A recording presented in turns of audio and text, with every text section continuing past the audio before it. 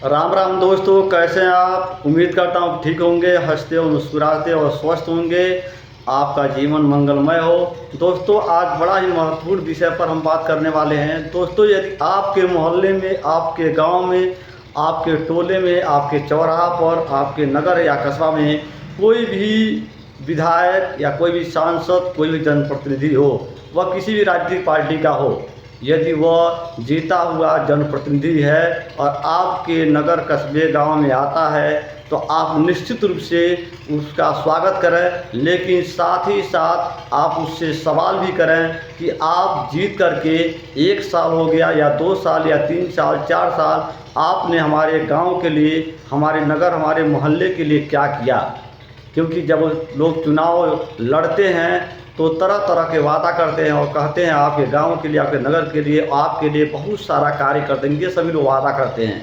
लेकिन ऐसा अक्सर देखा जाता है कि यह बात केवल वादा में रह जाता है। कितने लोग साल 2 साल नज़र नहीं आते हैं, कुछ लोग ऐसे हैं 5-5 साल नज़र नहीं आते हैं, और जब नज़र आते हैं तो उसके पीछे उनके कार्यकर्ता और उनके चमचा, उनके जो लोग होते हैं, वह जयकारा लगाते हैं और उसी जयकारे में सारा समस्या लोग भूल करके सभी लोग खिलाना पिलाना आओ भगत में लगे रहते हैं।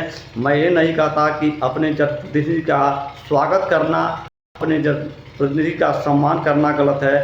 स्वागत करिए और सम्मान करिए, आप उन्हें जलमान पिलाइए, लेकिन साथ ही साथ उनसे सवाल करिए कि आप आखिर चुनाव जीतने के बाद हमारे गांव के लिए, हमारे मोहल्ले के लिए, हमारे टोले के लिए, हमारे नगर के लिए आपने क्या किया, और नहीं किया तो क्यों नहीं किया।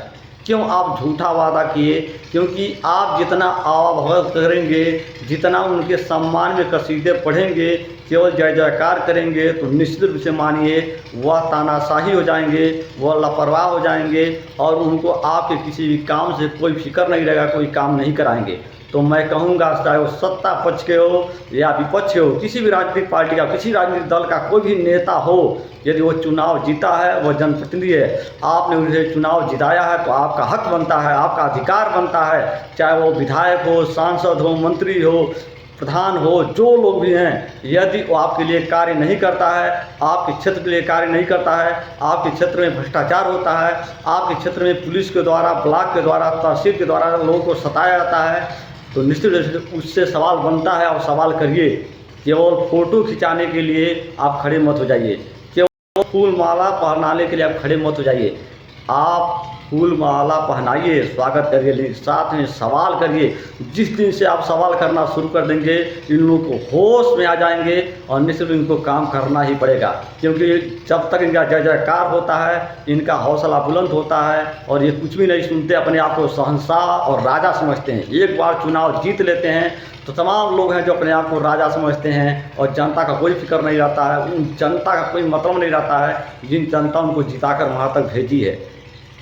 जबकि यह सच्चाई है कि उन्हीं जनता के रहमो करम पर, उन्हीं जनता के आशीर्वाद से वो जीत करके आते हैं। और जनता की बड़ी जिम्मेदारी है कि आप सही प्रतिनिधि को चुनें, चाहे वो प्रतिनिधि छोटे स्तर पर चुनाव लड़ रहा हो या बड़े स्तर पर। यदि आप चुनाव करने में गलती करेंगे तो 5 साल आपको भुगतान करना पड़ेगा। और आप देखे भी हैं, तमाम विधायक और सांसद होंगे जो 2-2, 3-3 साल तक नज़र नहीं आते हैं, और आएंगे तो केवल जयकारा लगवा के चले आएंगे, आपके गाँव के लिए कुछ नहीं करेंगे। एक बार सवाल करिए तो सही कि आखिर आपने हमारे गांव का कौन सा कार्य किया, हम लोग के हित में कौन सा कार्य किया।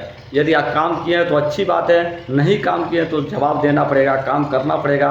तो हमारा मतलब किसी का अपमान नहीं, किसी का दिल दुखाना नहीं, लेकिन जनता के हक में आवाज़ उठाना जनता का अधिकार बनता है कि वह जिन्हें चुनकर भेजे हैं उनके लिए वो कार्य करें, उनके समस्याओं को सुने, उनके लिए समाधान करें।